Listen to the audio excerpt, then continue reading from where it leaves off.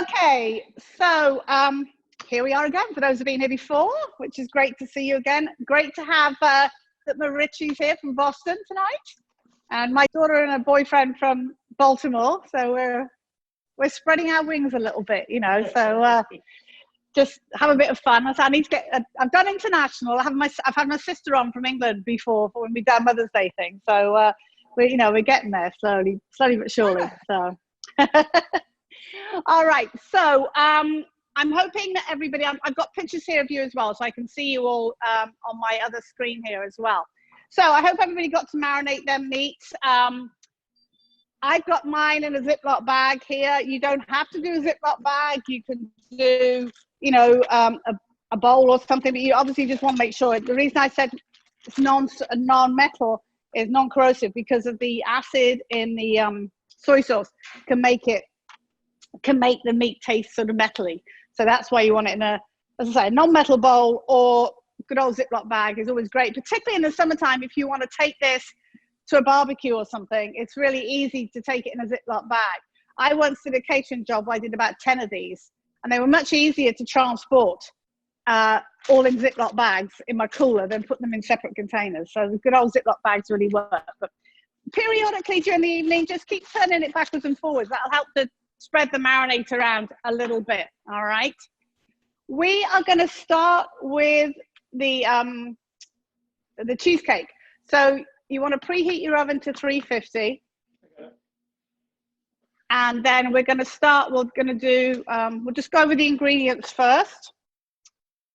So I'm actually I've just thrown sugar all over the floor.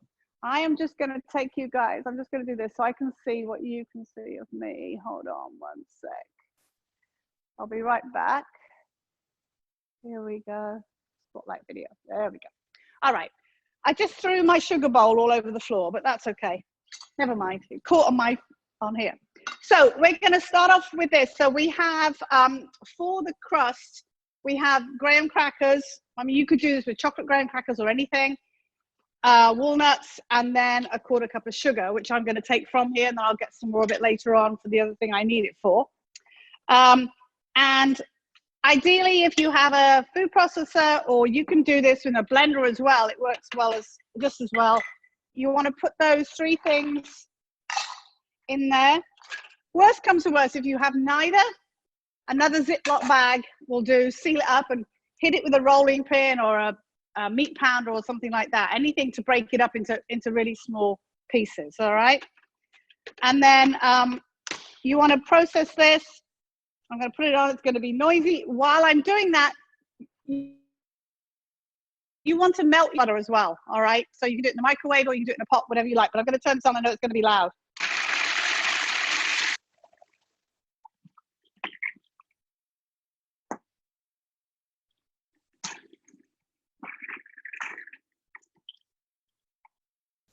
All right, so you want it like nice, like breadcrumbs, graham crackers crust. That's basically what this is. Okay, like that. And then you want to put those in a bowl.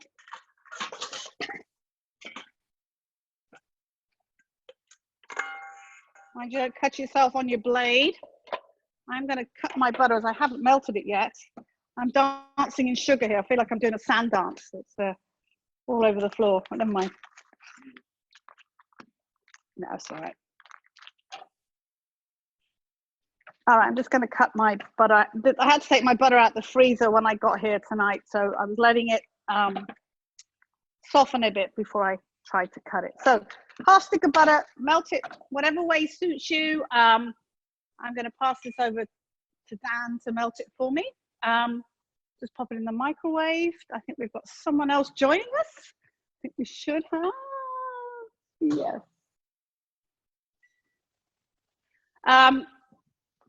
So what you're going to do, you're going to mix that with, who just joined us? Somebody else? Buzzing. Anyway, let's have a look. I just want to see. It's the Dollards. Hi. Hi. Hi, darling. I wonder where you were. I thought I'd lost you. I know. Sorry, we got a little hung up. Crazy Friday, so we're happy we're here. All right. Okay. Well, I just wanted to let you know, did you marinate your meat? All right. No. We're definitely going to be Okay. baseball in this session, but we'll catch up. That's okay. That's okay.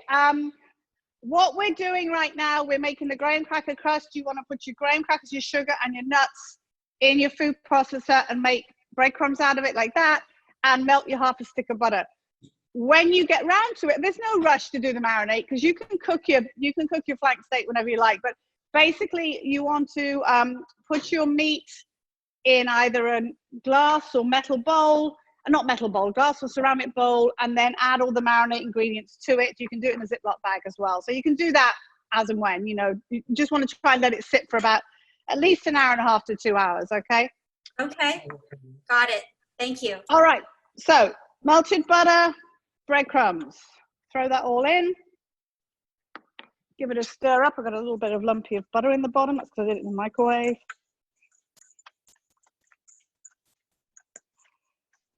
This is just like making a regular graham cracker crust. Now, hopefully you did all manage, or you have all managed to get a springform pan. If you haven't, it's a little tricky to get out. So it usually works a bit better like this with the springform pan. So make sure it's well mixed, all right? So I've got a little lump of butter there, which I'm going to sort of smush into that because it didn't quite melt as it should. Okay. And once it's sort of sticking together, you don't need to put butter in the bottom of here because you've got the butter in the graham cracker crust. So put it in the bottom and either using your hand or a spoon, flatten it out all over the bottom, all right? Hopefully you should have enough to cover the bottom. I hope so. That means you measured badly if you don't. But nice, give it a little push down to sort of cement it together a little bit. I know it's going to have everything on top of it, so it's not a problem, but just to make it cook a bit more evenly. My hands a quick wipe. And then we are going to put that in the oven when your oven gets to 350. I am going to put mine in now because mine is already at 350 because I preheated it, but I'm going to pop it in for about 10 minutes, all right? So I'm going to put the timer on. I'm going to talk about the other filling. All right, stick my timer on.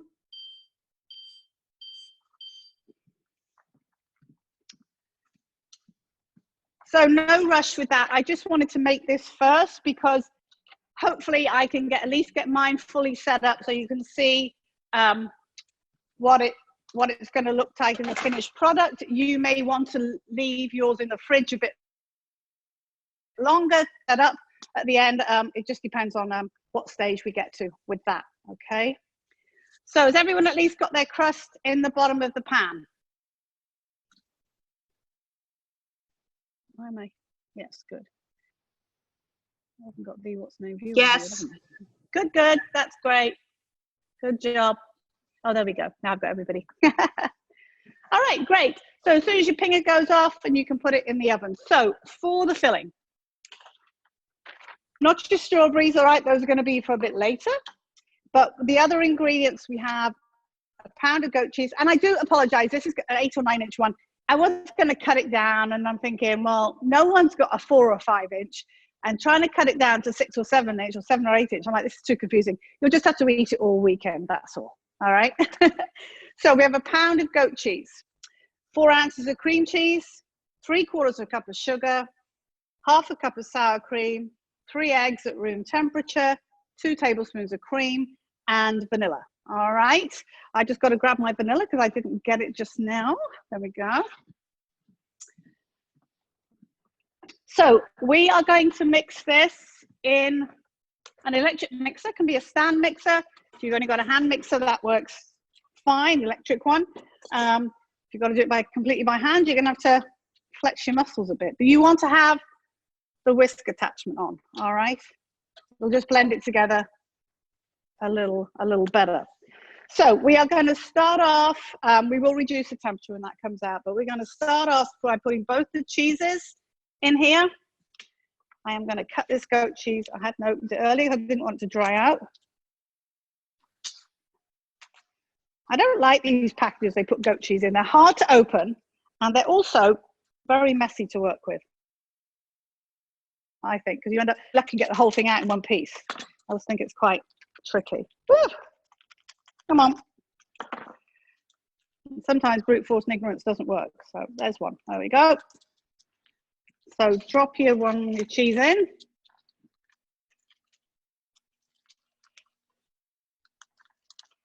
Use fingers for the last bit for that one. And the second one. Probably would have been better off with a pair of scissors, but never mind, this will work.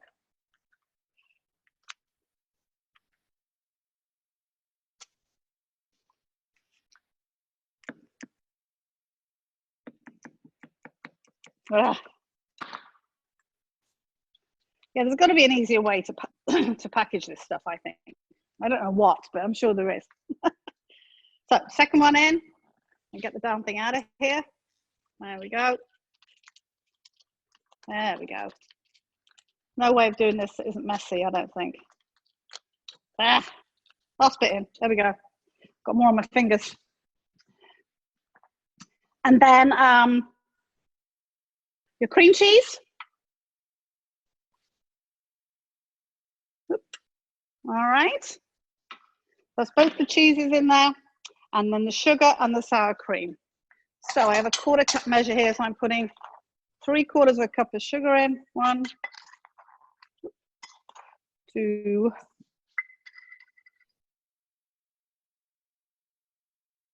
3, and my sour cream. So we want to mix this first to get those things combined before we add our eggs, okay? So start your machine slowly. If you plug it in, they usually work a bit better that way. There we go. And you want to mix it till it's nice and smooth before we add the eggs, okay?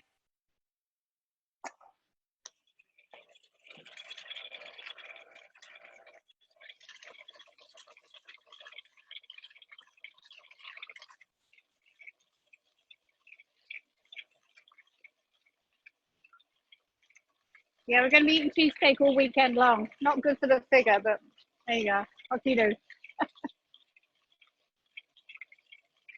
Turn it up a little bit at the end, just to make sure it's fully mixed, okay? All right, so mine looks all nice and smooth now, and hopefully yours does too. And the nice thing is it's soft because it's been sitting out for a little while. Sometimes if you use a solid cream cheese in a block, I had it out of a tub, then it might take a bit longer to get it to combine together. All right. And now I'm going to add the eggs one at a time with the machine running. The eggs, the purpose of the eggs here is what makes the cheesecake set. So I'm going to do it on sort of 3 or 4. Just grate the eggs in one at a time, let it mix in.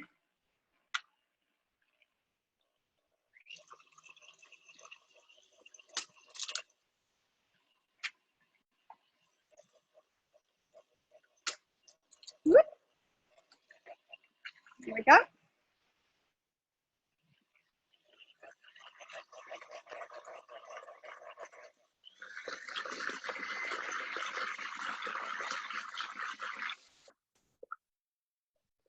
Didn't take too long, you know, just enough to mix it all together. And again, it looked nice and smooth, and the eggs are fully distributed. And then we're just going to add a little bit of cream.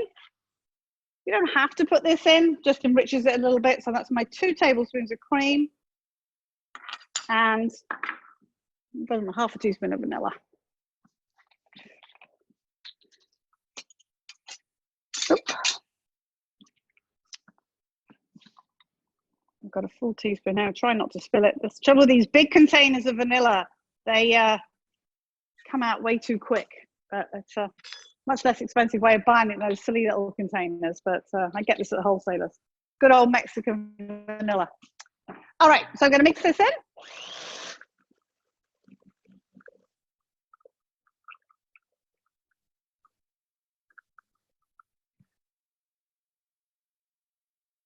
Okay. I think my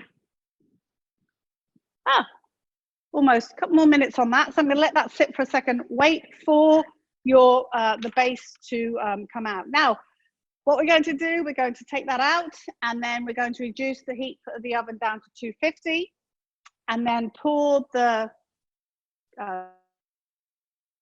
cheesecake mixture in, pop it in the oven.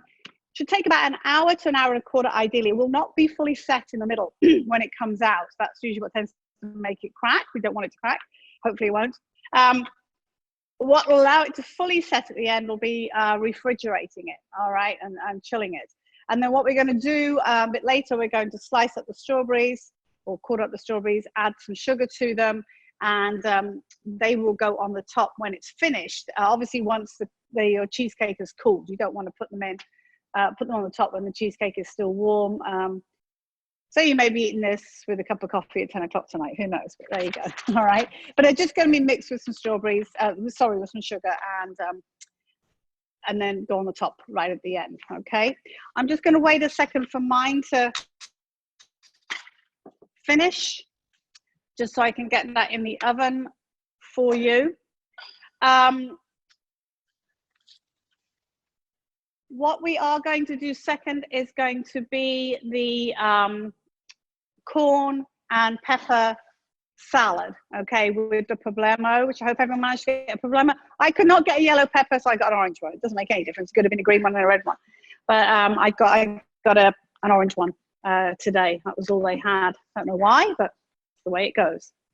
I'm just going to pour my ingredients over this. I'm not going to start it just yet. I'm going to wait to get that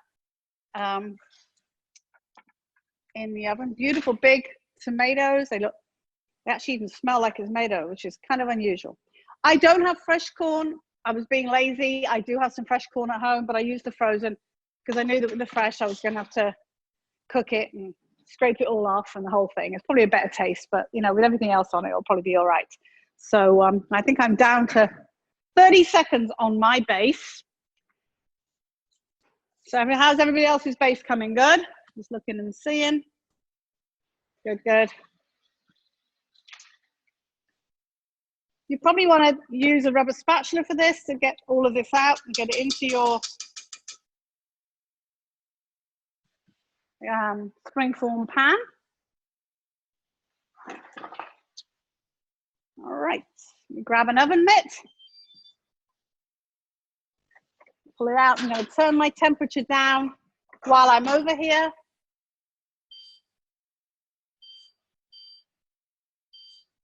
There we go. Adjust it. You probably might find this is not bubbled up, but raised up a little bit, but that's okay. It's just expanding because the moisture from the butter. Okay. So I'm going to take my rubber spatula, give this a swirl around. Just make sure I've got just make sure you've got no thick bits of cream cheese or goat cheese stuck around the outside, because sometimes if your cheeses were a little cold, they may have stuck to the outside of your bowl. Okay. And then you want to pour it in, start in the middle, pour it all in. Whoops. Don't waste any.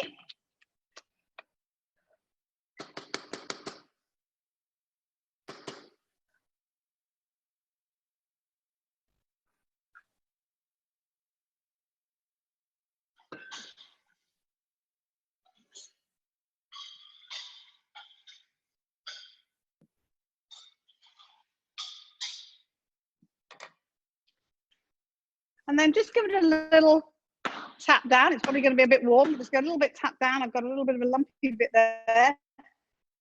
It was the last bit I put in, I think. All right, and then this is going to go back in the oven now, and I'm going to put my timer on for an hour and then see how it is after an hour, okay?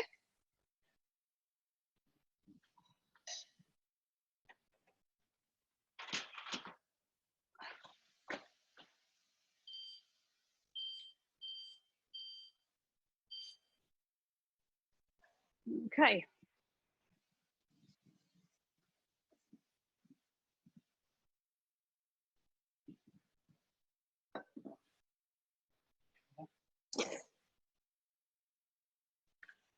Oh, I needed. I need that. Can you get, if you get me a quarter cup of sugar in there, that'd be great. Doesn't matter. Yes. Gaynor? Oh my God. Yes. Yes. Are we supposed to put it in a water bath or no? No, Okay. not this one. All right. No need to do that.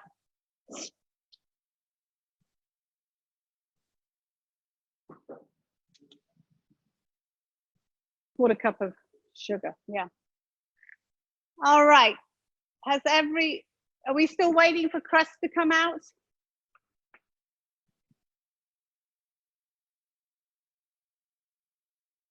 Crusts are out. Can I move on? Kathy, is your crust out?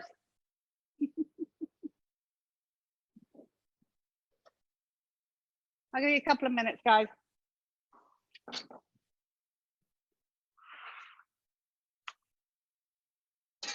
Thank you.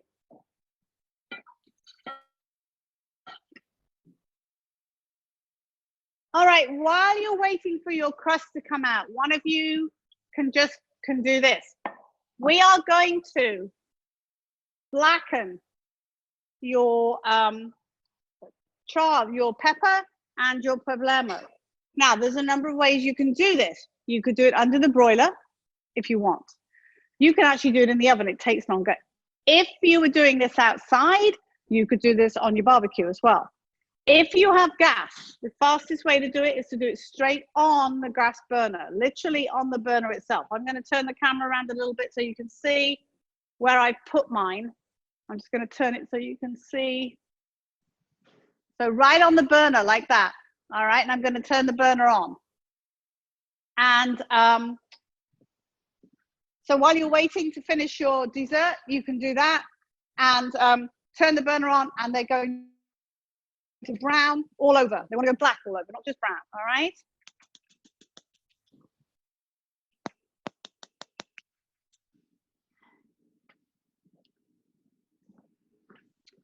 This is actually the quickest way of doing this, is to do it straight on the burner if you can, but obviously if you have electric, you can't do that because you've got a flame.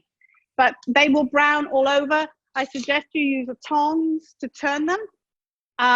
You'll need to turn them over as they get black, and then you're going to put them in preferably a brown paper bag if you have one. If you don't, which I can't lay my hand on right now, I thought I had some, you can wrap them in paper towel as well. That will help for them to sweat, and what that does, that helps us to get, it's easier to get the skins off. All right, but if you have got that brown paper bag, that's better. I thought I had some, but I don't see them right now. So we'll let those brown all over. Has everybody got their cake in the oven? Fingers, thumbs up. Yep. Yep, it's in. It's in, great, fantastic. All right. So we're going to blacken those. The other thing we're going to do is we are going to cook our potatoes. So I'm saying, I think 1.5 pounds. Am I saying in this? I've changed this recipe so many times. I think that's what I've said in the, I've got half a bag here. I'm using little red ones. It really doesn't matter. You can use regular size red ones. We can just cut them a little bit smaller afterwards. It's fine. So about 3/4 pound. That's right. So cut in half. If they're little, cut them in 4. And then you're going to cut them in smaller pieces again. We're going to cut them and then into slices. All right. Oops. Should do this on the chopping board. Look a lot easier on the chopping board.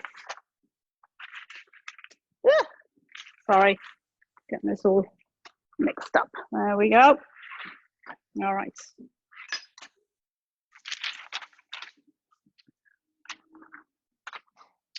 So they're going to go in a pot with some water, 1/4-inch slices, kind of like that. All right. About 3/4 pound.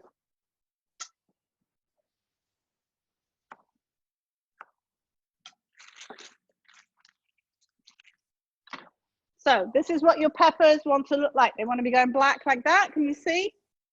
And then turn them over and want them black all over. All right.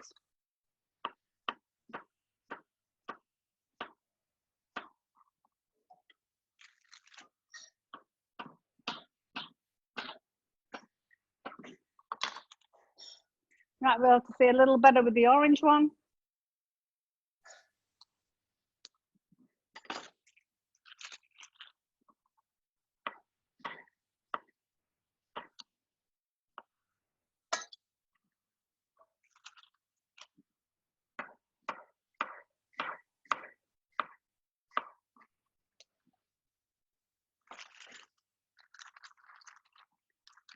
I'm going to do about half of these. I've got about 1.5 pound bag here, so I'm going to do about half of this bag roughly.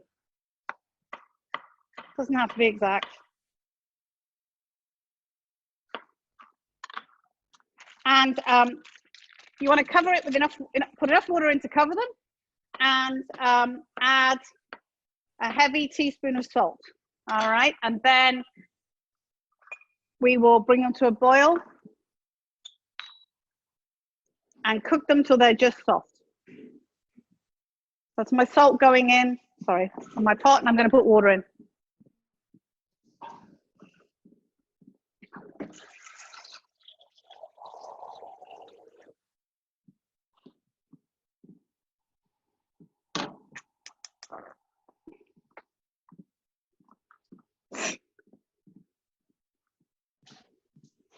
So I've put them on my burner right there, and bring it to a boil. Root vegetables go in cold water. So they want to go in cold water, brought to a boil and cooked till they're done. Green vegetables, if they were doing green vegetables, they would go in already boiling salted water because they need less time to cook. So potatoes in. My pepper is coming along nicely. I think I'm on my 3rd side for that. Moving my orange one around a little bit. I'm only going to use half of that, but obviously you don't want to try and char half of pepper because all the juices are going to come out the middle. So I'm going to do the whole one and then just use half of it in the recipe. All right. Okay. So Gaynor? Yes. For the potatoes, was that supposed to be in like chunks or slices? Does it really matter? It doesn't matter. No. Okay. I just want to make sure they're just about cooked through when they're done. It's entirely up to you, really, as to how you do them. I started cutting them in slices and thinking, okay, that's what I'm going to do now. So they're going to be in slices. So. All right. Also, sorry, what I didn't do. Once the water comes to a boil, you do want to. I've forgotten this. You want to throw your garlic in, whole cloves of garlic in with your potatoes. Okay. It'll add a bit of flavor to them, and then when they're done. When the potatoes are done, we will then also chop up the garlic and it'll go into the salad, right? So as soon as the water comes to a boil, I'm going to put those in there. We have, let's go down this in order. Tomatoes. So you want about a cup of diced seeded tomatoes. Now, best way to seed a tomato, and it's easier when they're big, which is why I suggested getting big ones. You got your tomato like this, take your thumb, stick it in here, and flip most of the seeds out of each of the little areas, little segments. Don't worry about you don't have to get them all, but just like that. Kind of hard doing it back to front, but just like that. You may find one tomato if you've got really large. I've got a huge tomato here, so I may only use one of these. And then we're going to cut this in slices.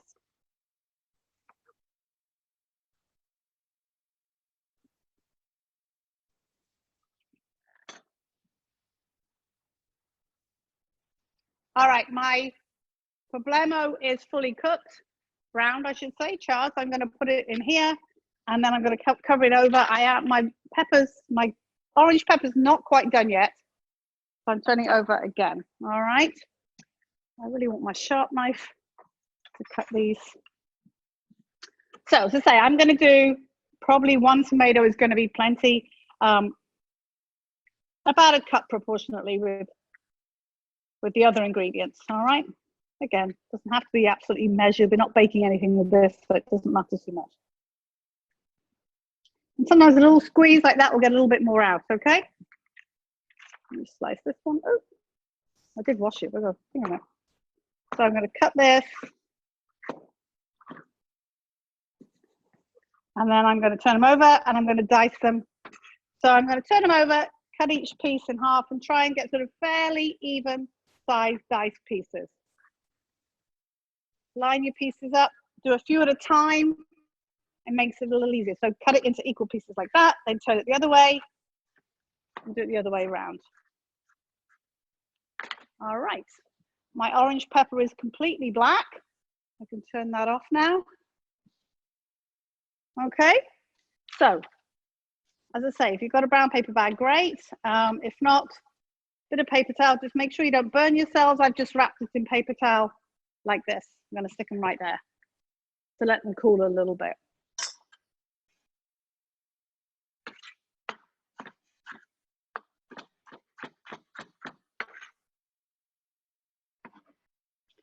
All right, my potatoes are just about boiling. So I'm gonna throw my garlic in there and let them finish cooking with the garlic in there as well.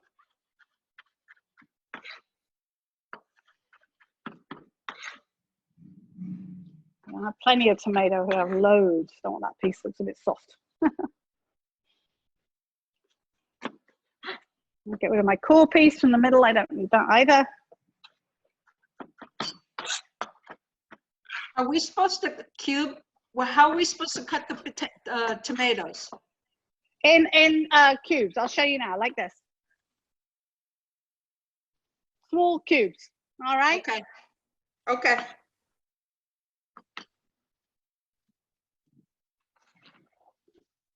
So just make sure you don't overcook your potatoes. Remember, however you've got them cut, sliced or diced, they're not going to take as long as they would normally because obviously they're small pieces, and we don't want, we don't want mushy. We just want them just cooked enough that they are just soft. Okay. Get a bowl to mix this in.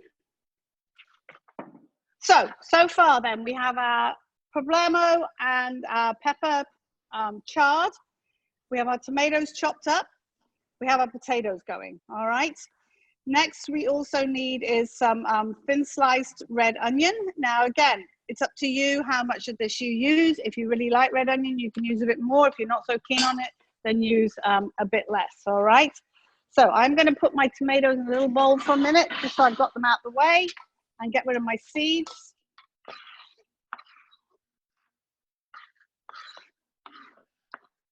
As I said, I just used the one tomato, it was plenty. I'm just gonna throw in my seeds, so I can use my chopping board for my onion.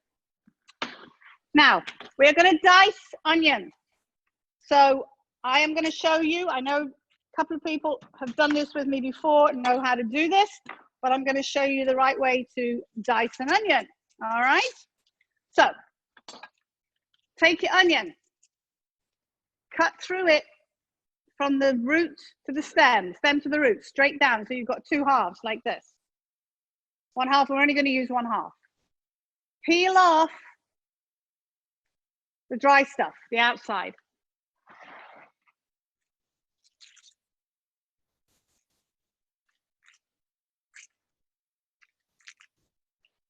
But don't cut off the root, okay? Leave that intact. It'll work better like that. I'm just gonna check my potatoes. Yes, my potatoes are pretty much done. I'm just gonna slide them off for a second, all right? So, here is your onion. Point the root away from you. You may wanna use a small knife for this part. Take your knife and stick it in near the root, but not through the root. You can see I've got the point of the knife in near the root, and I'm gonna cut down. I've stabbed it and I'm cutting down all the way through the onion. I am gonna go about 1/4 inch next to that and do the same thing. And I'm gonna carry on doing that all the way around. This isn't just for red onions, this is for all onions, okay? It means that you cut nice even pieces. Now, for what we're doing tonight, as we're not cooking the onion, you might say, well, it doesn't really matter if they're not even pieces because we're not cooking it. But it looks nicer if they're the same size, all right? So follow, if you can see here, I'm following the contour of the onion. So I'm going round like this.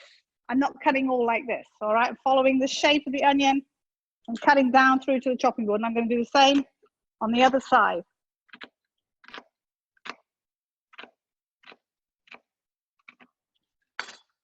So your onion, you can see will be kind of like that. All right.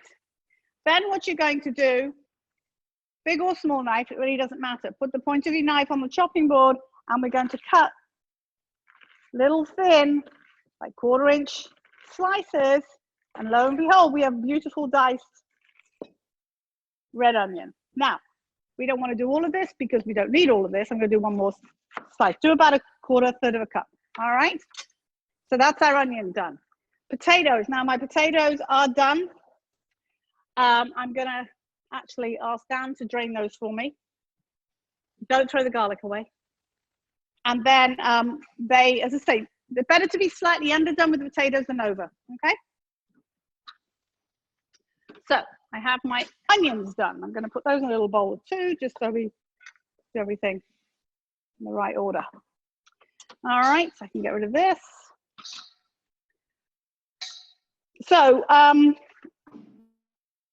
we're going to let the onions cool now. Sorry, the potatoes cool now, because I don't want them to, you know, to add them hot to the pot. But I'm going to let them cool a little bit. All right. So what we're doing now is I'm going to cut up the jalapeno. Now you do not have to use jalapeno if you don't want to. You can use as much or as little as you want. I'm just going to use a little bit. I'm saying 1/4 of a jalapeno or whatever I'm saying here, but I'm just going to use a little bit, okay? 1/2 teaspoon, I'm saying. Yes, that's about what I'm going to use. So with your jalapeno, roughly cut it into pieces. And then using the flat of your hand on your large knife, if you have one, you want to mince it backwards and forwards like that. This enables the knife to be rotated over whatever you, this is the best way to chop herbs and garlic as well. But with the jalapeno, you want it nice and small because otherwise it's going to burn your mouth. So really, really nice and small, okay?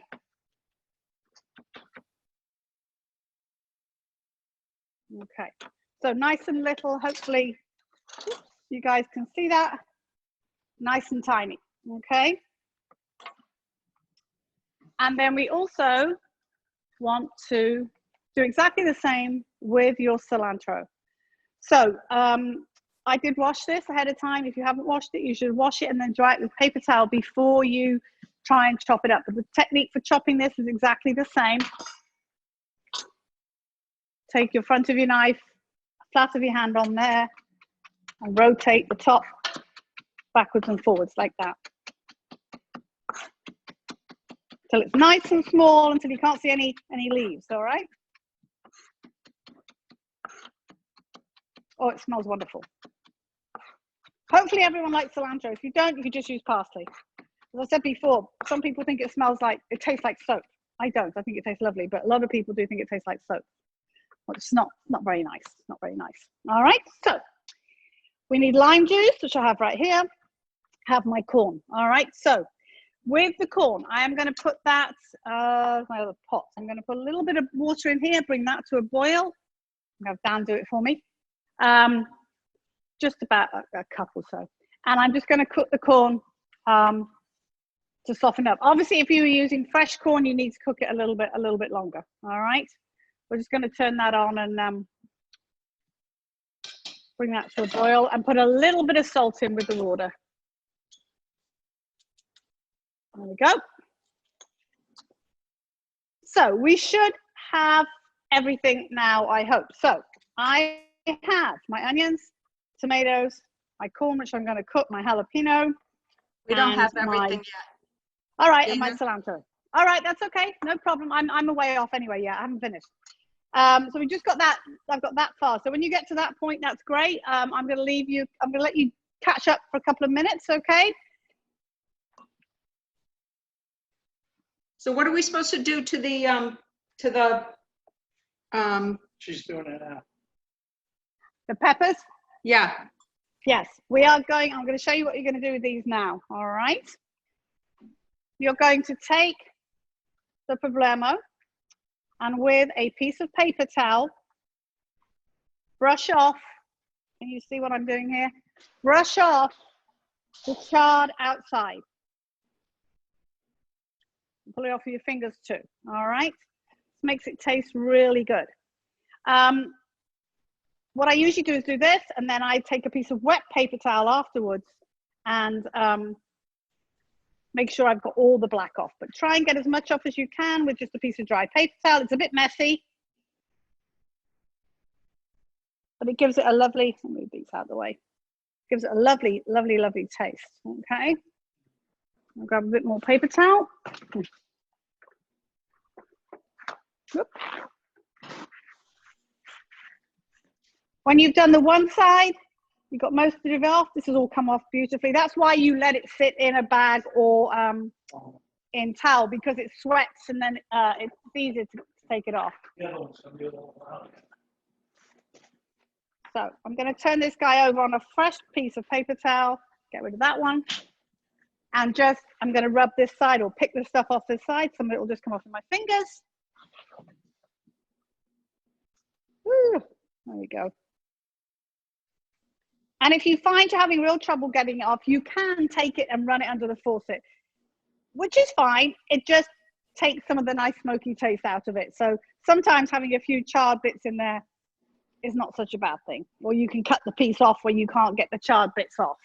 It's like particularly sometimes up around the stem. This one hasn't, but sometimes up around the stem, the charred stuff really sticks, and you know, for love nor money, you can't get it off. But just pull it off like that.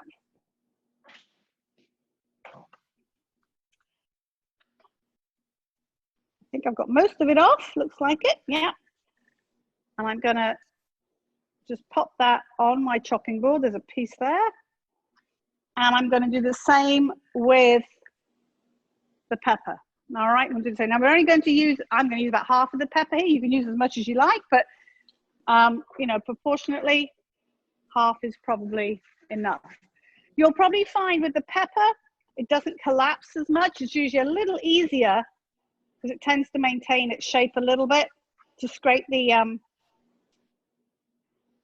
all the, you know, the charred skin off. And now I'm getting it all over my so there we go.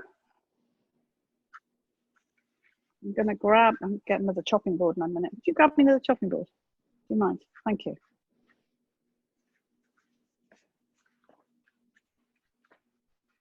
I'm going to put this on a clean chopping board because I'm going to have bits of charred stuff all over the place, but that's okay.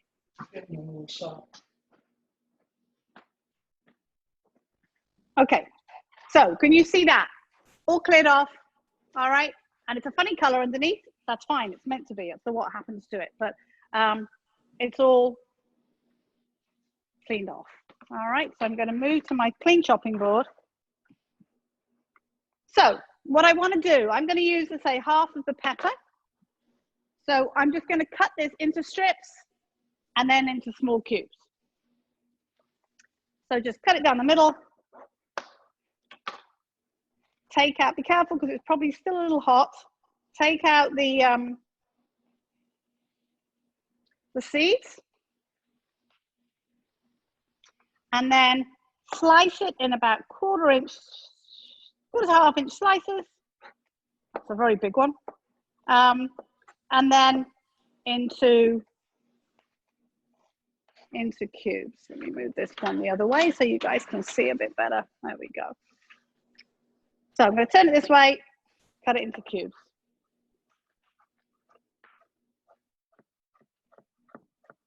All right. And then I'm going to do the same with the poblano.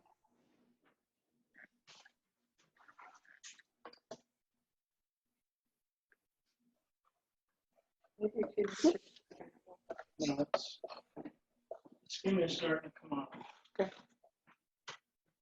And then just turn the other way and small pieces. And then it can go in any bowl, really. A mixing bowl of some sort. I'm just going to do it in this ceramic one I have here. And throw that in. And they can cool in there, okay? Okay, my water for my corn is now boiling, so I'm going to put the corn in for like 2 or 3 minutes, all right? As I say, if you have fresh corn, you need to cook it longer to make it soft. But with the frozen corn, it's really for just a few minutes to soften it up and heat it up nice and soft. All right. It's very messy. I've got it all over the floor here as well, but never mind, never mind. All right, so also in here, so we've got, just reading this, make sure we're on the same page. So that's going in the corn. To this bowl, you're going to add the chopped up tomatoes, your red onion you chopped up,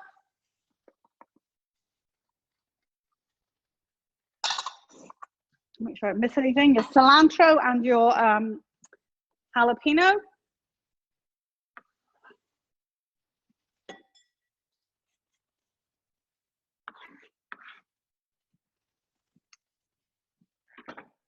And then I'm going to mince that garlic from the potatoes.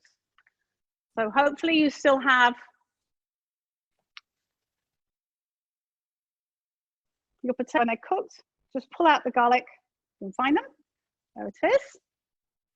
And we're going to mince that just the same way that we minced up the herbs and the jalapeno. Now, the nice thing about doing this with the garlic and a bit of water, it actually takes some of the sting out of the garlic. It doesn't make it quite as bitter. And also, in the meantime, it helps to flavor the potatoes a little bit. All right. My potatoes are coolish. They're not really cold. If yours are really hot, you can run them into cold water to chill them a little bit. But mine are cool now, so I am not going to do that. So nice and small with this.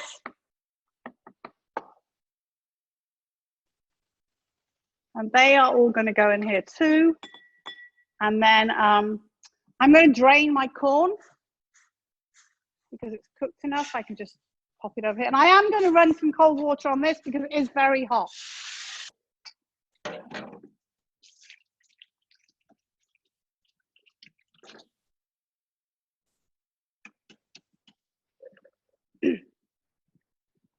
Yes, I cooked my corn and I just ran some cold water on it because I didn't want it to go into there really, really hot.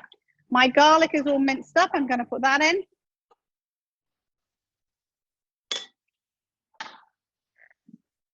Making a horrible mess, as usual. Let me get rid of this. Quite so messy.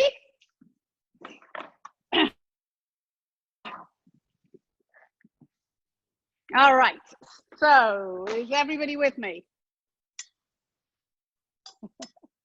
We should have here potatoes, onions, pepper, jalapeno, cilantro, garlic, and corn. And it smells really good already, okay? So, what you're gonna do now, we're just gonna make the little dressing to go with it, which is our lime juice and some olive oil, all right? So, I'm gonna put about a tablespoon of olive oil in a little bowl.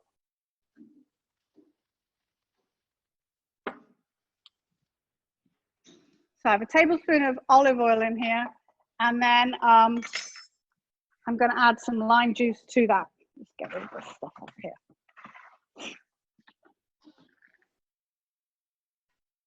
All right, so 1.5 tablespoons of lime juice.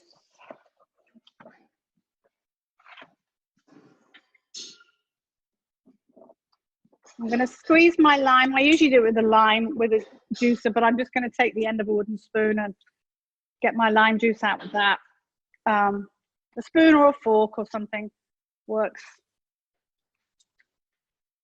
This depends on the lime. Sometimes the limes squeeze really well, and sometimes they're so flipping hard, you have trouble getting the juice out. So 1.5 tablespoons of lime juice. I'm just going to mix it together. And then this is just going to go onto your salad. Not a lot of dressing, but it's just to give it a little tang.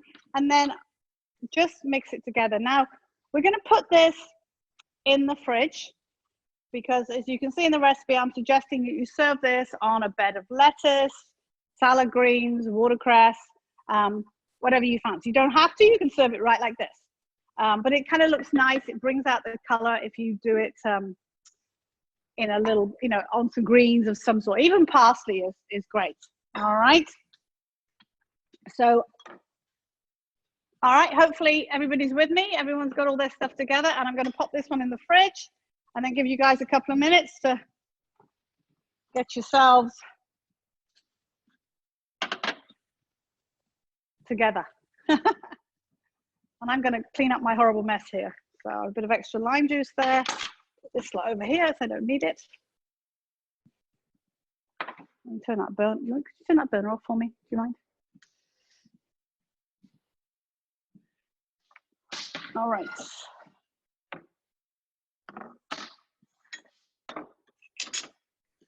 So everybody good? We all doing all right? So quiet. I am putting this into the garbage. I'm not sweeping it onto the floor, by the way. I have got a garbage bin right here. Well, I did manage to miss just now and got it all over the floor as well, but never mind. So a little bit tidier there.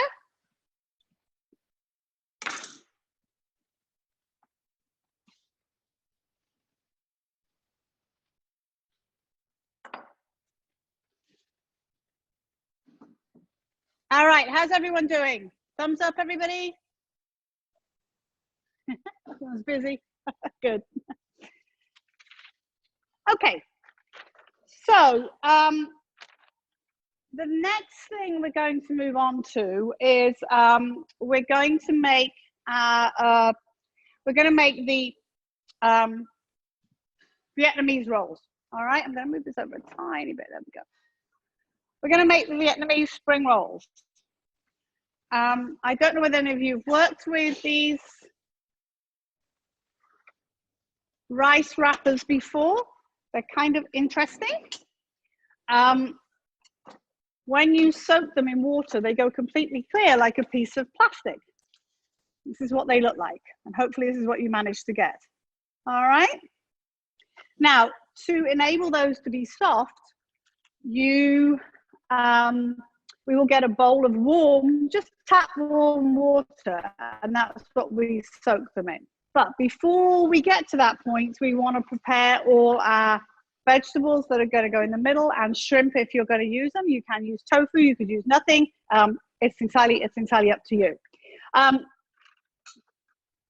going to start off with the carrot. Now, we're going to make little thin matchsticks with the carrot. All right, so you want to peel your carrot as normal.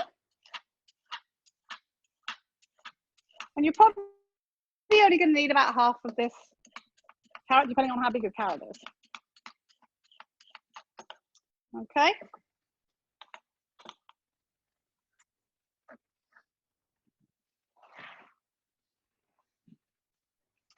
All right, so I'm just going to use the upper part, the thicker part of my carrot. I'm going to cut the end off, and I'm going to cut about a 3 to 4 inch piece of a carrot. I'm saying 3 to 4 inch because this is an easier size to deal with when you're trying to cut sticks or strips of a uniform size. If you do the whole carrot, you can't do it. It's thinner at the end. Your knife moves. It works better if you do it with a 3 or 4 inch piece. All right. So what I want you to do first is cut a piece off the side of your carrot like that, and then lie it down so that it's not going to wobble around. Just makes it a little bit easier. I'm also going to say that usually when I do this on my regular tables, I'm a little bit higher up. I have to feel like to stand on my toes to do this properly with a large knife, but hopefully you'll get the idea. Now, what we want to do is put your knife on the chopping board. We're going to make a series of thin strips, about a 1/4 inch thick. All right, so cut through the carrots. And if you use this motion, by cutting through on your carrot, keep your knife on the board like that, you'll have more control over your knife and more control over the size of your strips. So we want to look at strips about that thickness. Hopefully you can see, okay? And we don't need that many because we're only doing about 4 of these rolls, thereabouts. So we're not going to need a huge amount. Now, my knife went a bit wobbly on that one because I was at the end, so I'm going to chop that bit off. So you want to have pieces that are roughly the same thickness. Then take a couple together. I'm going to do these two together. Take your knife, same thing, anchor your knife on your chopping board. Use that same motion like a piston. Because if you cut down and through like that, it's easy to cut through the carrot. We want to cut little thin matchsticks. All right? Don't worry about the end pieces. You can't cut the very end. There's no need because we've got plenty. All right?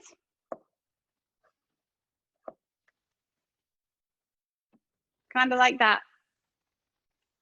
Nice skinny bits.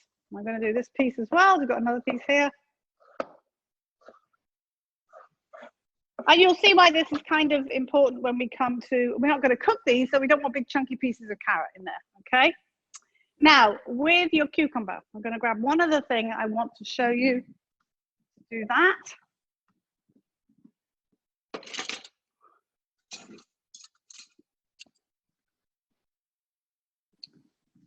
We're going to do a similar thing with the cucumber. The cucumber is easier to cut.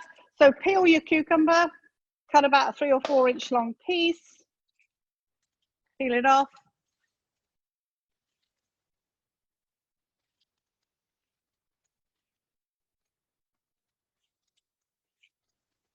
And then we're going to cut it in half lengthwise because we want to remove the seeds.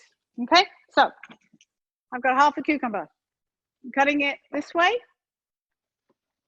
Have the seeds inside. Now, a couple of things you can use to remove the seeds. Melon baller works really well. Small spoon will do it too. Pop it in the top where the seeds are and pull it forward. That works pretty well. But my favorite tool, I have an old-fashioned peeler, one with like a metal end like that. She's got a hole in. I think those are perfect. The reason I keep these here is because I think they do an even better job than the melon baller to seed the cucumber. That's the only thing I use them for. All right? Okay, so we are going to do the same thing with the cucumber. You're probably only going to need a quarter of it, one of that, half of that half. So, same action again, skinny strips. Now, as your cucumber is going to be slightly different thicknesses on the end from the middle, you then want to cut those pieces. So you can see how thick that is. I want to cut that in half again. So I've got nice skinny pieces like that. All right, so that's what you're looking for. Nice, skinny pieces. As I say, with the cucumber, because it's, it's thicker on the sides than it is in the middle, you're going to end up with different size pieces. A few of those. The nice thing about this appetizer, I think, is that it's very light. If you're serving a heavy entree or something, it's nice and light, and it has some good flavor in it. And you can add other things to it. You could put sesame oil in it or whatever you like, really. So we have our cucumber and we have our carrots. All right. Now, if you are going to use the shrimp, what I want you to do is we are going to cut these in half this way. All right. So we're cutting them in half, but so we've got 2 half thickness shrimps, like one of those skinny bagels. All right.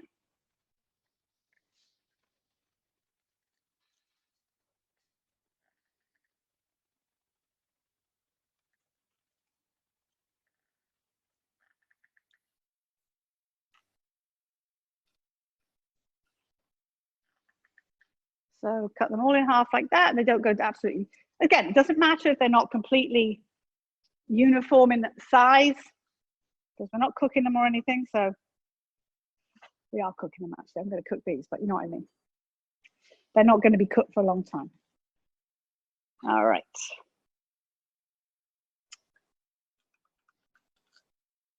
Okay, so my shrimp are done, and I'm putting them back in there.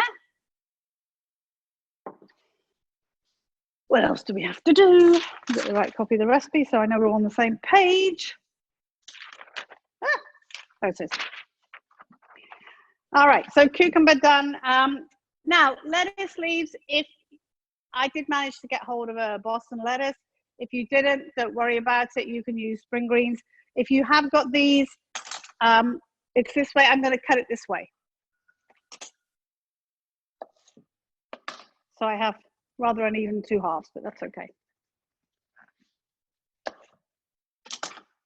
So like this, okay? All right, and then what else do we need? Ginger, missing ginger. So for your ginger, best way to peel ginger is basically just to take a spoon or something and you just scrape the skin off, all right? I've got a piece already, it's easier when it's from a whole piece. But just scrape the skin off like that. And we are going to mince this. I've probably got a bit more than a teaspoon here, but we'll see. Slices first, turn it the other way.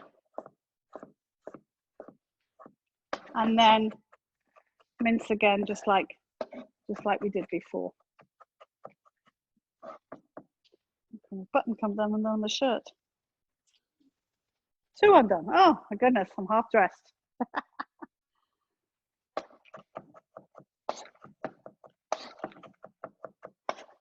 So nice and small.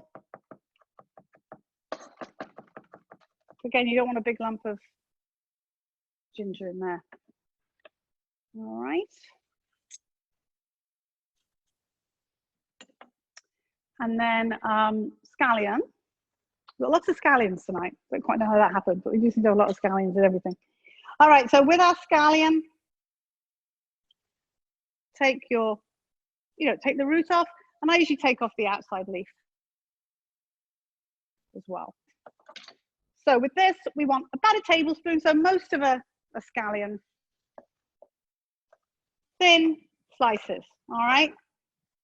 Again, everything wants to be small. We don't want great, big, thick pieces in there.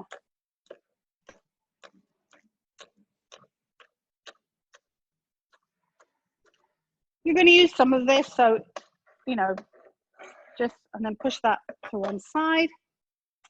And then we have cilantro, 2 tablespoons of cilantro I've got here, haven't I? Yes, yes. So, same thing, I'm just going to take some of the stems off this because I still have a few stems in there. And you want to mince this small as well, all right? Nice and tiny. Ooh, there we go, that'll do. Oh, another one. So, mince like that, okay?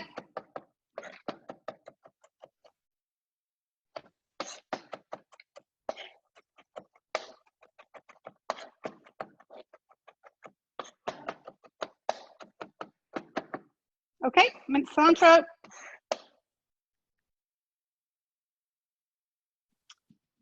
And then hopefully you got some fresh mint. One of the few things I can grow in my garden, fresh mint. This we're going to mince up as well.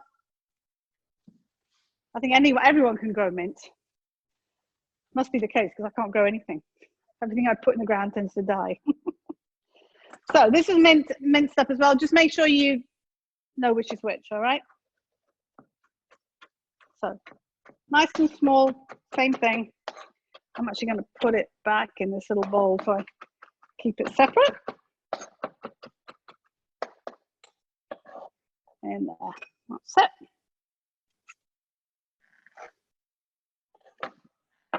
Get rid of a few bits and pieces and stick them here. All right, make sure we got everything. Ginger, cilantro, yes, yes, yes, yes. Lettuce leaves, carrots, cucumber. Good. All right, so our scallion, that we're going to put to one side because we're going to use that for the dipping sauce, which we'll do in a minute. And the lime juice, I'll stick that in there like that. So we're going to use a small skillet. Okay, so just some sort of small, and you can use a small, you can use a small pan as well if you need to. All right, and we're going to put a little bit of oil in there, a little bit of olive oil in there.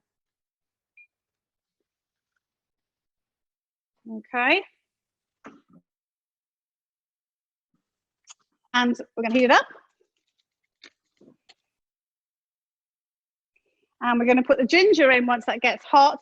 The ginger's going to go in and for about 10 seconds, and then we're going to put the cilantro and the shrimp in and cook it till the shrimp just goes pink. And then we're going to take it off the heat and season it with a bit of salt and pepper and let it cool. All right. Yes. So that looks fairly warm. I'm going to throw my ginger in.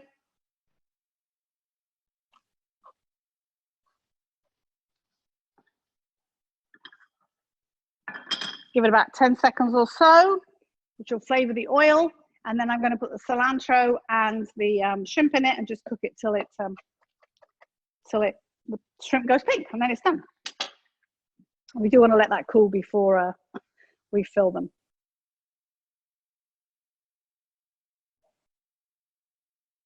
All right. Yeah, don't cook it too long because it'll burn. All right. I think that's probably good. It's starting to sizzle. So my cut up shrimp, my cilantro in there, throw my shrimp in. I'm just cooking my shrimp are in there, and I'm just going to cook them until my shrimp go pink, which should be less than a minute, really. Hopefully.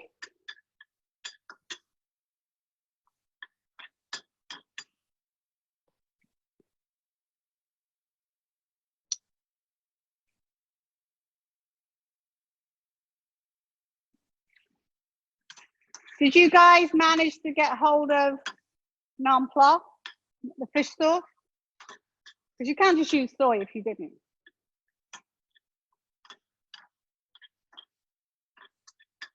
All right, those are nearly done.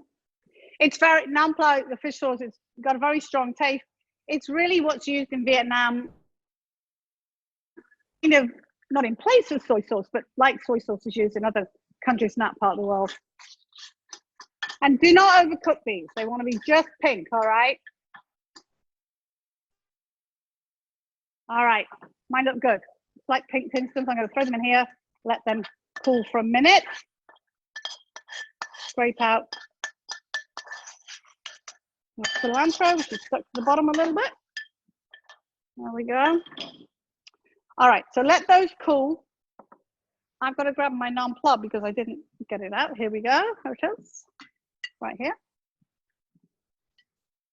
This is the brand I have, but any sort is fine. All right, so for our little dipping sauce, again, you could just use soy. You don't have to do this. You could just do soy sauce on its own.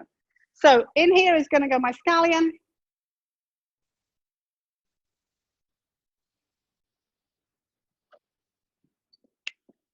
My quarter cup of, or 4 tablespoons of this, so it's quite strong. 1, 2, 3, 4. And then my lime juice and what is lime juice? 2 teaspoons. Okay, so I'm going to use the other half of the lime I had before, and I'm going to squeeze that into here, and then I'm going to measure my lime juice in. Now, if this Naan Pla is too salty for you, too strong, then add more lime juice. All right, I'm going to juice this whole half. There we go. And if you prefer not to put crushed pepper flakes in, then don't. I'm just going to put a couple in mine. Ooh, that was quite a lot of a couple. Dan will eat it. And 2 teaspoons, which is about 2/3 of a tablespoon of the lime juice.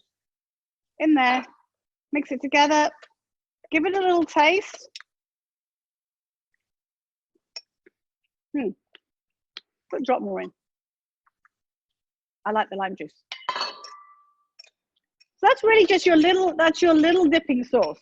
All right, and as I say, you could use soy, you could make, I've also done like soy and sesame oil and a bit of honey.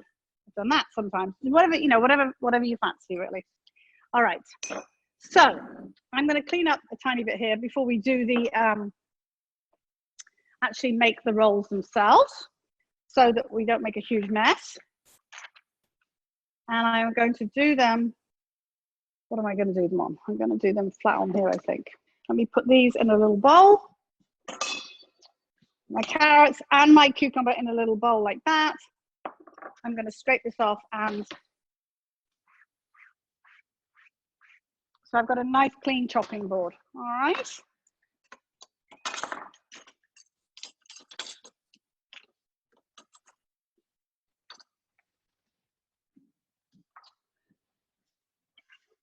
So fill a bowl, a biggish bowl, that these will lie in easily, all right, like that, with tap hot water, all right? It doesn't, you know, you want to be able to put your hand in it. It doesn't have to be boiling hot. It just wants to be kind of warm.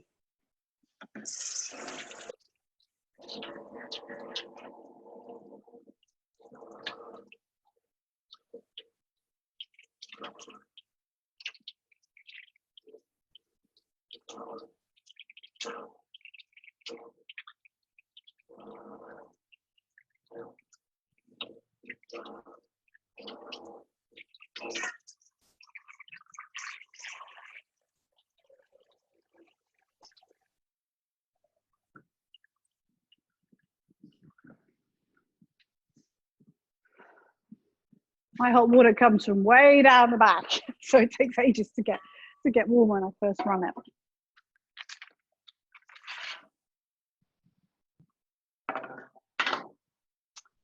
Okay, so this is the fun part.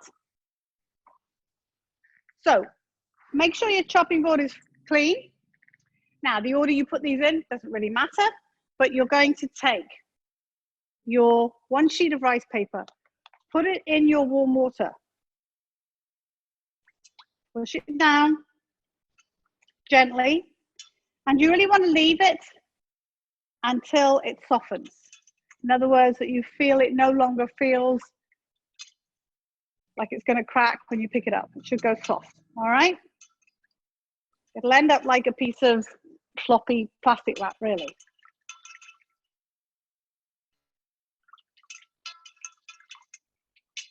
Getting there. It needs to be soft because you're going to fold it up, okay? Would you mind putting a bit more hot water in there for me? It's not quite hot enough. It's fine for this. Okay. It's pliable now, okay? Lay it on your chopping board. Now, we are going to roll these like we're doing an egg roll, like we're doing a tortilla. So your filling is going to go over here, about an inch in from the side, but on this part of your rice wrapper. Start off, you want to put this in the bottom. Put your lettuce leaf on the bottom. I'm actually, if you have a white, sort of thick white bit like this, then you want to cut it out. Excuse me. Oh dear, just a tickle. So take your lettuce leaf and lay it on there like that, all right? Then take 4 pieces of your shrimp, which hopefully are coolish now. You might not that cold, but I'm going to put these straight in the fridge afterwards. 3 or 4 pieces of your shrimp across like that. Couple of pieces of your carrot, like that. Couple of pieces of your cucumber. Okay, and then a little tiny bit of your mint. All right, just sprinkle it across like that. It gives it a nice little fresh taste. Okay, have I got everything in there? Yes, I do. Good, good. Make sure I had everything on there. Yes, good. All right, so take this piece here. Hopefully you can see my fingers through it, but that's it. And we're going to wrap it over. When you wrap it over, put your fingers around like this and draw towards the wrapper. You see what I'm doing? I'm just trying to make it tight so that the wrapper comes over like that. And we've got this all in a neat little parcel.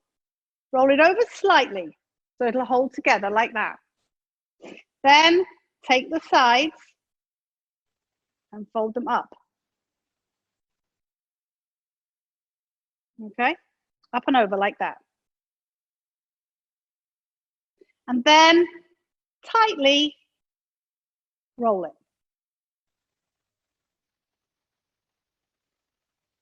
Okay, like that. And that's it done.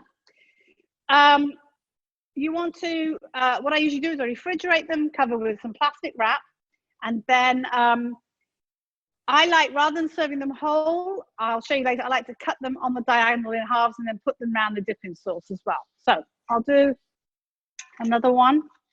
Yes, this water's a bit hotter now, it's a bit better.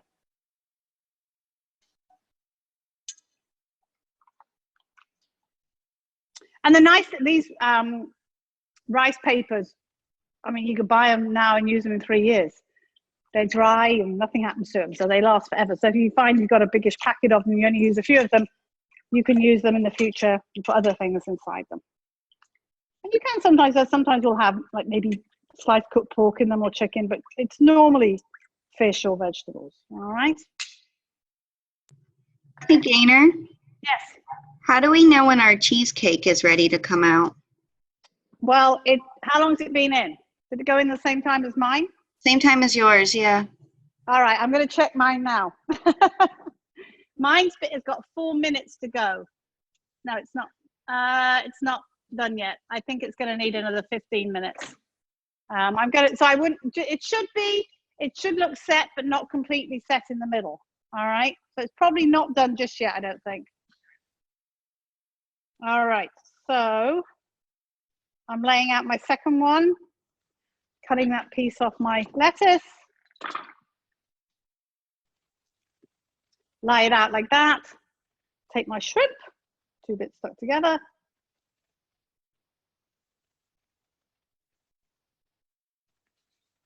Four pieces, couple of pieces of carrot, couple of pieces of, and you could do something, I mean, avocado would be nice in here too. You could even do like finely chopped up broccoli or something might be quite nice, or asparagus might be nice too. Where's my mint? Cook the asparagus first, obviously. With that, I would, but obviously the carrots you don't need to. Okay, so yet again, the thing is, you really want to get this, wrap it over, get it down there, and make it tight. Otherwise, when you cut it in half, it's all going to fall apart. Turn your ends in, either side. Ooh, too far, never mind. And then roll it up. Okay. I am just going to double check that cheesecake because I didn't have as good a look at it as I should have done. Let me see.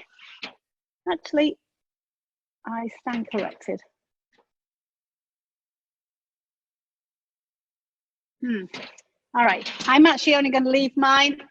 I'm almost out and I'm going to leave mine for about another 5 minutes because it looks pretty set up. All right. I wasn't sure if it was when I just looked at it then. All right. I'm going to do one more of these. Or 2 more of these, whichever, maybe 2 more.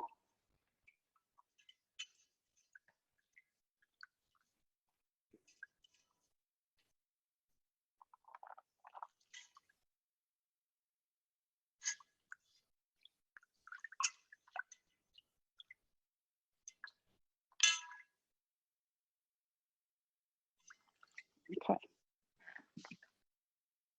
Another piece of lettuce leaf. Cut the middle of it out. This piece doesn't want to open up. Oh, there we go. That's it.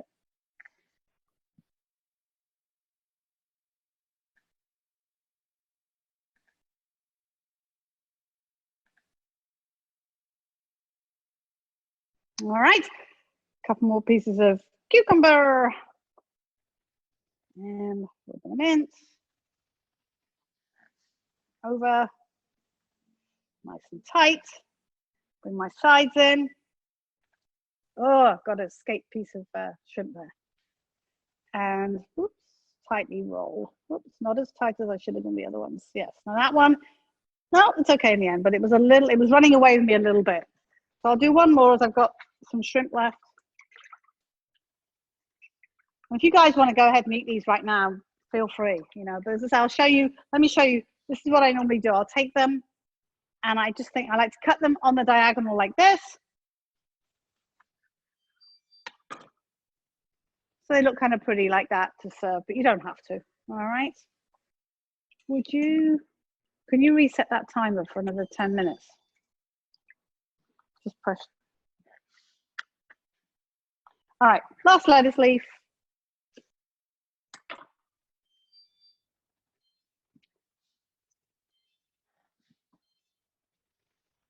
Nice to do it. All right. I'll do it. I'll do it. Right. You gotta say time, mate. Oven time. That's what I did. Oh, you've turned the oven off. Ah. All right. Ooh, sorry. Hold on. Let's turn it off. Right. 250.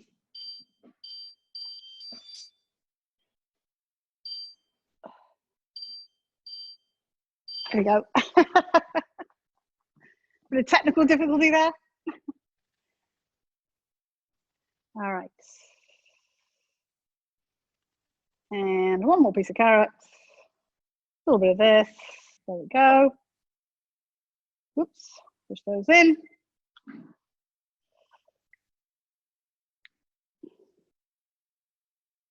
Just pass me a little platter for these.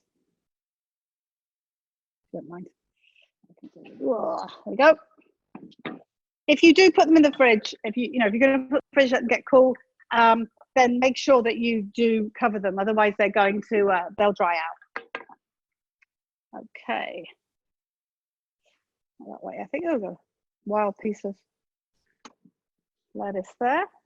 Also, when they're in the fridge, they tend to sort of stick together a little bit better if they've been sitting for a while. But I just want to cut these to show you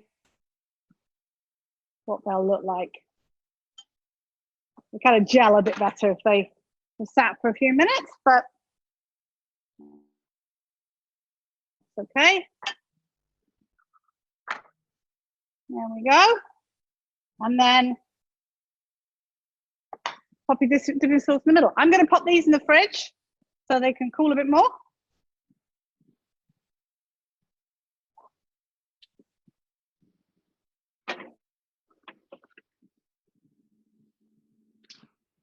Okay. All right. So I want to wipe off this chopping board. Let's do the so we don't forget. Let's cut up our strawberries and put some sugar on them, and then they can sit until you're ready to put them on top of your cheesecake. All right. So I did wash mine. I am just going to take the tops off. And how you cut these is up to you. I think I'm going to cut them in little wedges, kind of like that. If they're big, I might do them a bit smaller.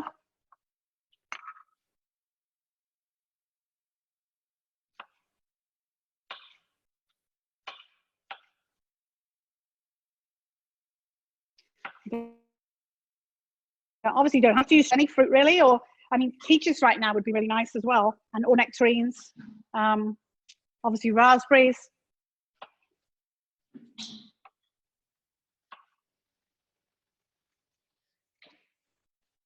This is a really big one, so I'm going to cut this a bit smaller.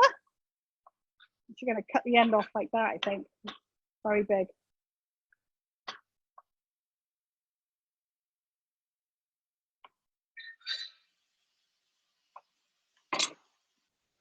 Pop them back in my bowl and then sprinkle them with your roughly 1/4 cup of sugar.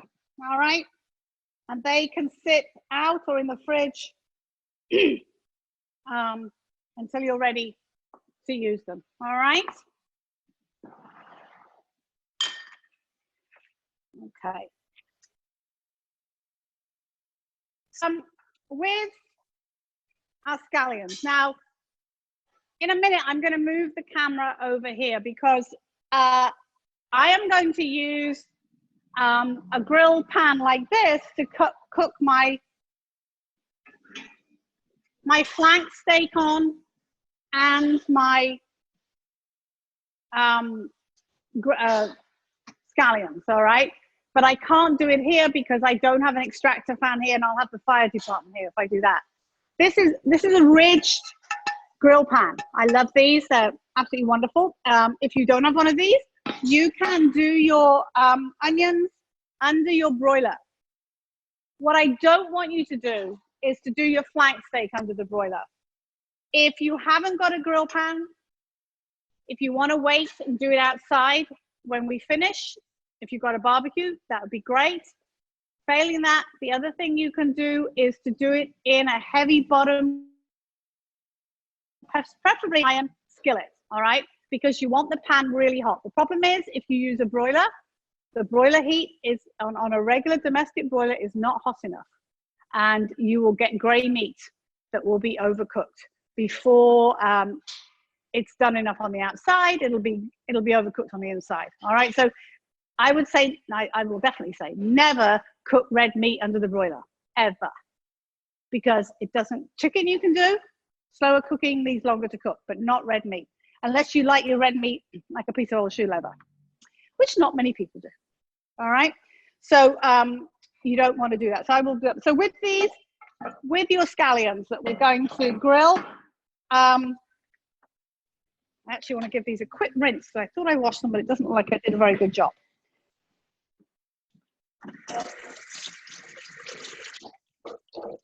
There we go. All right, so we're going to trim these down. We're going to cut the ends off, obviously, the root piece. You can do a few at a time, one at a time, up to you. Cut it off like that. This is just something a little different to grill. You know, if you don't like it, fine, but it's kind of nice. And then cut them down to about 7 or 8 inches. Partly because if you're doing them on a grill pan, they're not going to fit, but also you don't want really skinny bits at the end because they're likely to burn, all right, by the time the other stuff cooks. So you want to do them like that, all right? And get rid of my water here.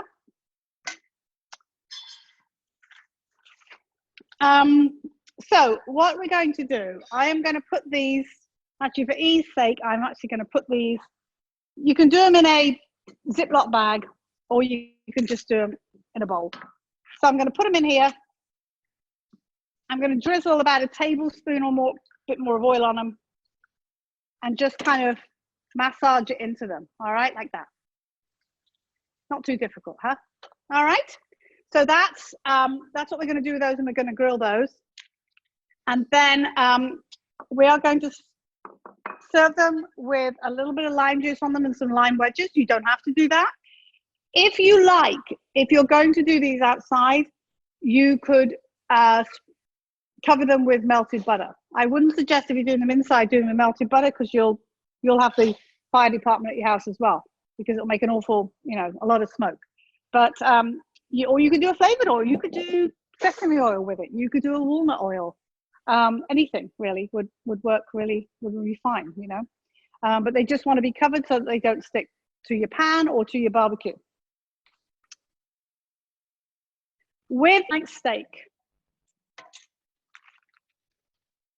what I do want you to do, hopefully it's beautifully marinated now, so it's been sitting for ages. What I do want you to do is to take it out of its baggie or whatever you've got it in, and I want you to take a piece of paper towel and just rub off the marinade. Now, you're not really rubbing it off because the flavor's gone all the way through, but you want to, anytime you've got a marinade, particularly with something in it, particularly if there's like herbs or something, or even the ginger in this, because that may tend to burn when you cook it. And we don't want these sesame seeds, they were brown, we don't want them to burn onto the meat because it's going to affect the meat. Now, flank steak is the best cut of London broil. London broil, you will not find a London broil on a cow. All right? There ain't no part of the cow called London broil. And also, just so you know, in London, we don't have London broil at all. Never heard of it till I came here. It's the way they cut the meat. All right? It's it can be top round, it can be top sirloin. This is flank. It's from the lower part of the animal here. It gets more use. Therefore, it has a little bit more of that connective tissue. Now, connective tissue is what gradually gets softened as meat cooks. The more connective tissue something has, usually the longer it needs to cook. This doesn't have a huge amount, but what it really benefits from is a marinade, because a marinade always contains an acid, should always contain an acid, and the acid helps to break down the meat Break down, what I mean is break down the connective tissue, which helps to make the meat more tender, so you can cook it for a less period of time. Now, are generally at the most 1.5 inches thick, but usually about 3/4 to 1 inch, all right? Now, how you cook this later is entirely up to you. If you like it well done, shame on you, but that's okay. Basically, what perfectly, I think, in my opinion, it's nice. Mine's about 1 inch thick, I think, 3/4. About 4 minutes aside on a preheated broiler, grill pan, or your barbecue outside. It should still be very pink in the middle, or at least pretty pink in the middle, all right? It definitely shouldn't be brown throughout, because then you just, in my opinion, you've killed it then, but you know. My mother wouldn't agree. She liked her meat totally charcoal, so there you go. She was a great cook, but she didn't like underdone meat. Right, before I do that, I'm just going to take out my cheesecake so you all can have a look. Ooh, looks good, good. All right. Yeah, and it's slightly soft in the middle, not too much, just a little tiny bit of a jiggle in the middle, little tiny one. Okay, so I am going to put this in the fridge like this, and hopefully I might be able to get it out before we finish. We'll see. But I want it to chill, and I obviously don't want to put that fruit on it when it's still hot. So we'll let it go. That was clever. There we go. All right. Okay, so one other thing I'm going to do before we cook the meat, I'm going to get the salad out and put that in a bowl. The potato salad with a little bit of salad greens, which I have right here. So we can leave it like this, or we can put it in whatever we want. So let me see what I'm going to put it in. Actually, I'll tell you what, one of those glass bowls, the shallow ones at the back, please. Great. So something shallow, doesn't matter whether it's round or whatever. Put your salad greens in. Make it kind of around the outside. And then tip your salad into it. All right. Now hopefully those flavors have come together. See, it just looks a little more appetizing if it's with a bit of greenery around it. Greenery does a lot. So say if you haven't got anything else, use a bit of parsley or a bit of mint or anything just to sort of, you know, even if you put it in and have to stick bits in around the outside, it'll look nicer, okay? All right. We are going to move the camera. So don't get seasick while we do that. We're going to pick it up and then we're going to move it over there so that I can grill over here. I'm going to grab one more grill pan. So I've got two.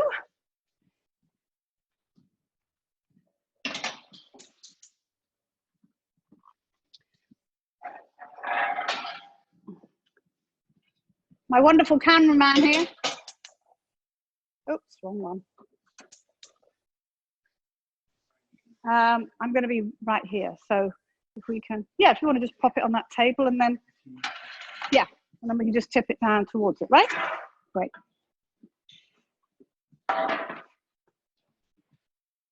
Yeah. Yeah, I think that's great. That's good. All right, so I am going to preheat these. Dan's going to go and put the extractor fan on so we don't get the police here. My other teacher was here a little while ago and we tease him all the time because about 4 months ago, he did a class and he had them cook where we were just standing. And the fire department came. I was like, oh. Yes, I didn't think it would happen. I'm like, oh my God. So these do want to be nice and hot, all right? So I'm going to bring my meat over and my veggies.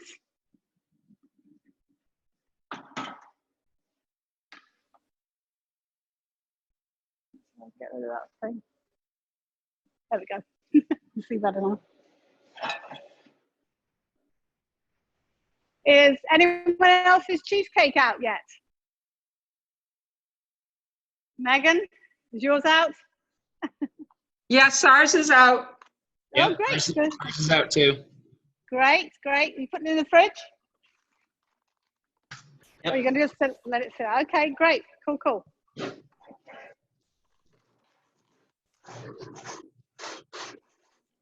Now, if you are using a grill pan, don't worry too much if your piece of steak is bigger than your grill pan, because it will shrink up quite a lot. We are going to, before we put this on, I just want to show you something. So this is the grain of the meat. Can you see the grains going across this way? When we go to cut it, we're going to cut it this way, all right? Against the grain, the opposite way to the grain, all right? And we also, something else that helps to tenderize your meat is how you cut it. So if you cut it on the diagonal in thin slices like that, believe it or not, you're cutting through the connective tissue, and that will, even though the meat's all cooked, will increase it, the tenderness of it, make it more tender, all right? So we will do that. I will show you a couple of slices. Normally you want to take it off and leave it for about 10 or 15 minutes before you slice it, okay? Because you don't want it to, you want to cut it straight away, but I'll show you and cut a couple of slices. Okay, we are fairly hot here, so I'm going to lay my scallions on over my ridges here. As I say, this works on your barbecue too. You just got to be careful you don't fall through the holes. If you have one of those little baskets or things that you can lay it on, that's good too. So you're not fishing them out of the coals or underneath. I'm actually going to do that many. Oh, I can squeeze that one on too. So I'm just going to cook these until they're lightly brown on one side, and they've got the grill marks on them, and then turn them over. Right, this does seem fairly hot too. So, Excuse me, Gaynor? yes. Hi, just one question about the onions. I just missed that. We're going to put them on the outdoor grill. Do I put oil on them, or what? Yes. Yes, sorry, did you miss that? Yeah, what I did was I poured a bit of oil on them and massaged it into them, all right? So that they're lightly covered in oil before you, so you put the oil on the onions, not on your grill, or not on your barbecue, all right? Okay. And So then they won't stick to your barbecue. okay, so just oil. Got it. Thank you. Yeah, just oil. All right, so my meat, I'm going to put it on diagonally because it's a fairly wide piece. I'm going to drop it right on. Now, I'm going to put my timer on for 4 minutes. Oh, is that my cooking timer? Sorry. Oh, hold on. Maybe I'm not. Never mind. I'll do it like this. 8:40 to 8:44.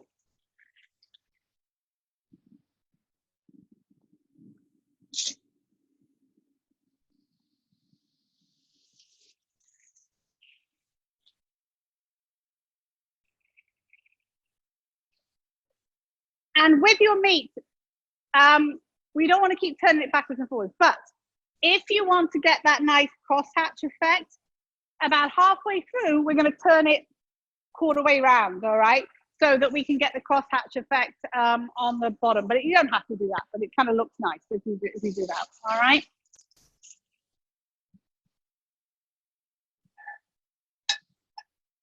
This will take a few minutes.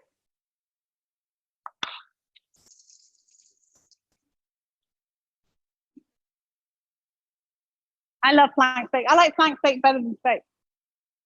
I think it's really flavorful, really nice. And there's no, no wastage. It's great.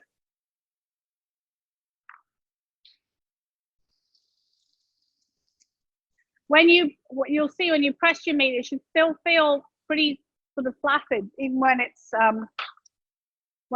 cooked. It should have a fair amount of give in it still, because we're going to cook it rare. All right. Has anyone got any questions? As we're sort of getting close to the end, not quite, but I'm standing here waiting for this to cook. Any questions? Guys are just too good.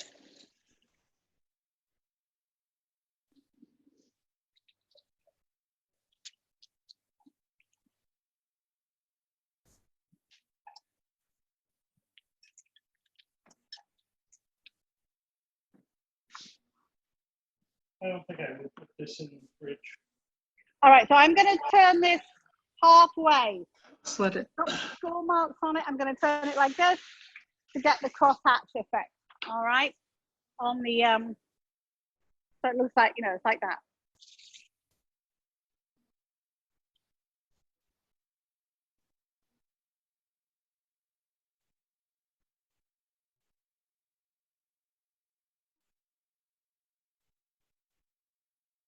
So if anyone's interested in learning a quick course in bread baking, we're going to do that on the 27th on Saturday morning. It's just going to be for an hour. So we're going to show you all about the yeast and the flour and everything. We're going to show you how to make the two doughs, and then we're going to have two already risen and show you how to form them. Because obviously we can't hang around for 4 hours while it rises twice. But, I mean, you could, or as someone said to me, you know, make you come back every 2 hours or whatever. But yeah, so we're just going to make wheat, and we're going to make a regular all-purpose flour dough as well. So it's just an hour.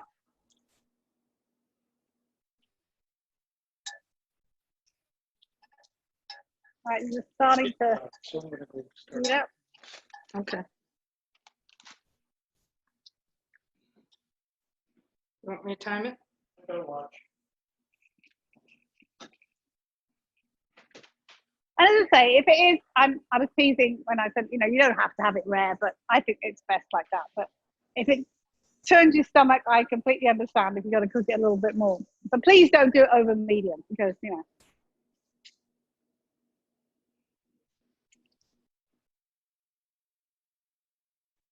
All right, I'm at about 4 minutes. So I'm going to turn it over, and you can see my lovely, hopefully you can see, hold it up. So I'm going to do another 2 minutes on this way, and then I'm going to turn it a little again. Turn over this chopping board. You grab a couple of serving things to put stuff on.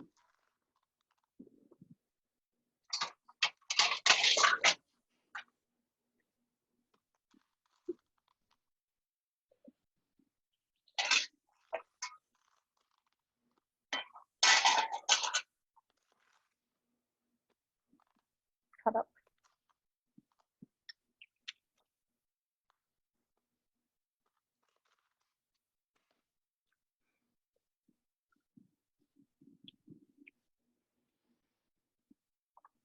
I'm just going to cut a line to squeeze onto the.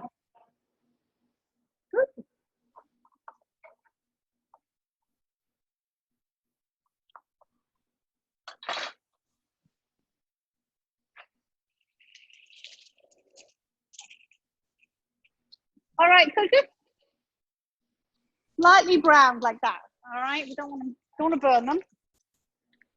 And then just turn them over to do the other side.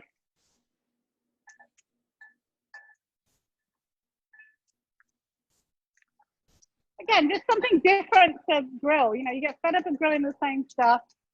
I love eggplant grilled in slices. I like zucchini. I even like sweet potatoes that are partially cooked and then done. Woo! I'll turn this one over. There we go. Come on, there we go.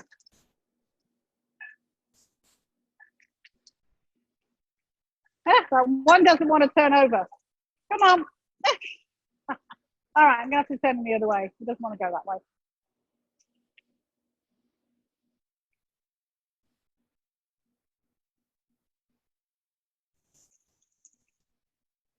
All right, so I'm going to do the same thing again. I'm going to turn my meat so I get the crosshatch on the other side.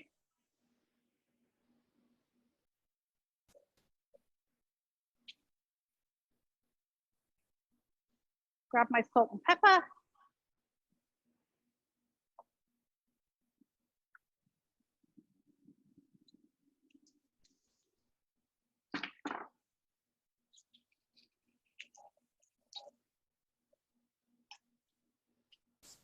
Guy does not want to turn over.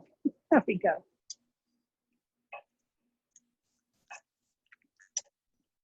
The one thing I don't like grilled, and a lot of people do, is asparagus. I don't know why. I just think it's a shame to do that to asparagus. But there you go. Personal thing. I like my asparagus with a hollandaise. I always think it's a shame. I feel like you're burning them when you do that. All right, so these are also, they're nice and soft now, particularly the ones at this end. Some off, just put them on a little serving platter like this. And then grab the other one.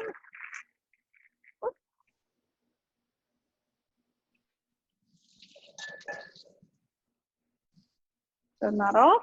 And then I'm just going to squeeze a little bit of lime juice on these, just a bit, and then let, you know, then you can let you decide how much more you want afterwards, but just a little bit, tiny bit of salt on the top, and a little bit of pepper. Now these will, if you wanted to cover these and put them in the oven, I wouldn't put the lime juice on if you're going to cover them, but you could cover them. They keep in the oven for quite a while you were cooking your meat. All right, so I'm going to stick those on the table.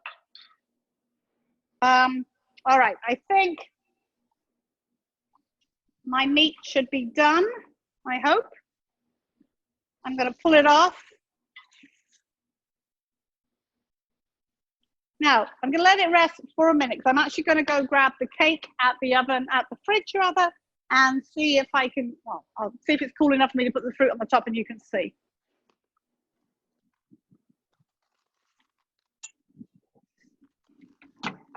Would you put the appetizer on the table? Put a little appetizer on the table. All right, so I'm going to grab a plate.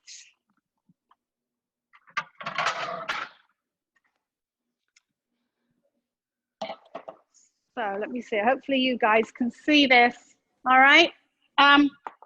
What I am going to do, I'm gonna wash my knife. Now, before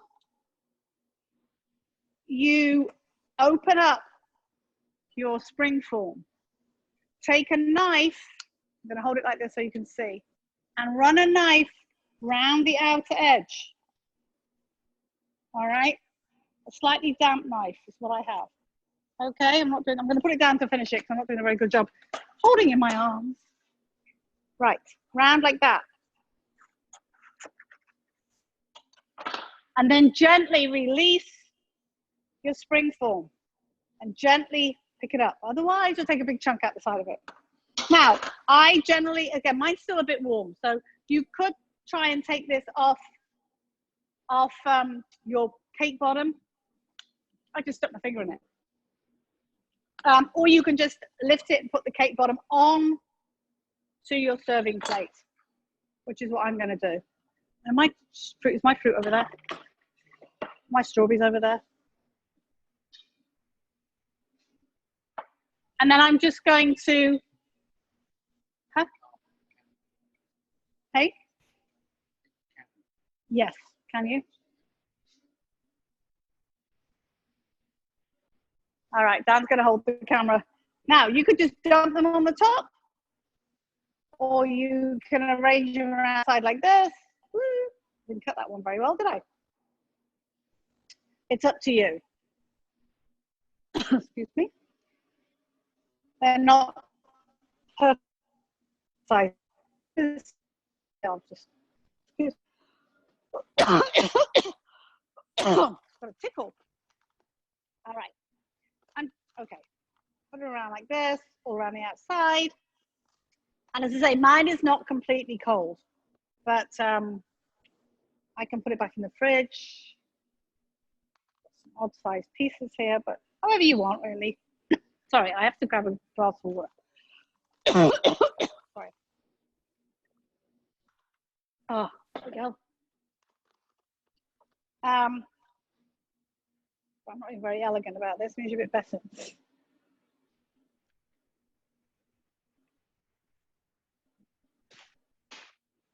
So just, I don't want that piece.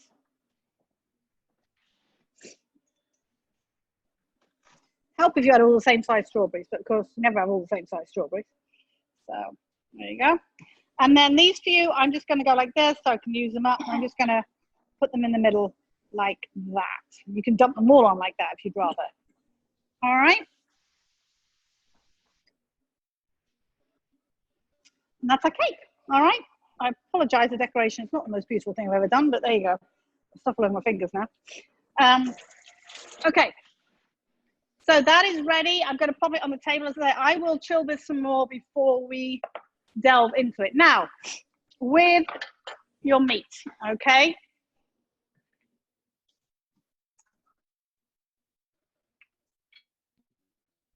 Grab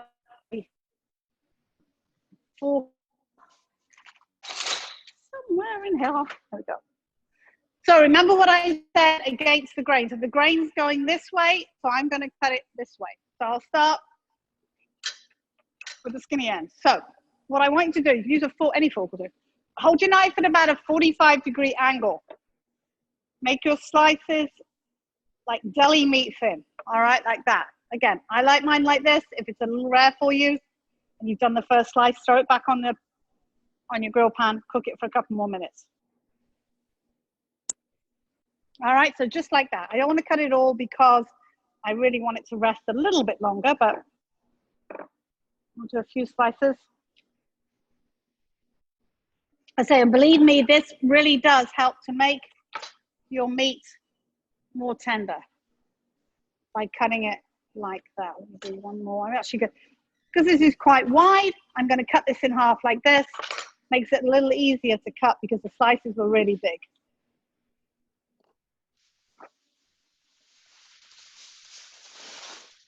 That's good. All right. I only do 3 minutes aside because So there's our meat right there. Okay. Just how I like it. All right. So I think that's everything. Maybe we can bring the camera over and look at everything on the table. Dan, thank you very much. What should we do? All right. So we have. Lovely cameraman. All right, so scallions,